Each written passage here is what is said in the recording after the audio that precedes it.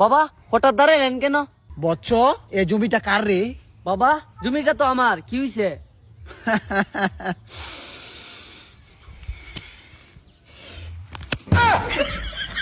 বচ্চ তোর এই জমি নিচে তো অনেক সম্পদ লুকিয়ে আছে, তুই তো এখন অনেক সম্পদের মালিক কি বচ্চ?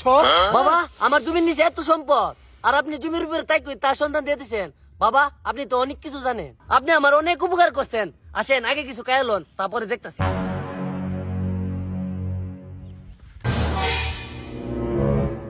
বচ্চ তোরা আমি এত বড় গুপ্তধনের সন্ধান দিয়া দিলাম, আর তুই কি দিলি? শুধু খালি মুড়ি। তুই তো আমার সাথে একটা কিছু দিতে পারতি। আমার জমির নিচে কি আছে এটা বলে দিতে পারছস, সামান্য এই মুড়ির নিচে কি আছে এটা বলতে পারছস না, বন্ড। বচ্চ ধ্বংস তুই আবা।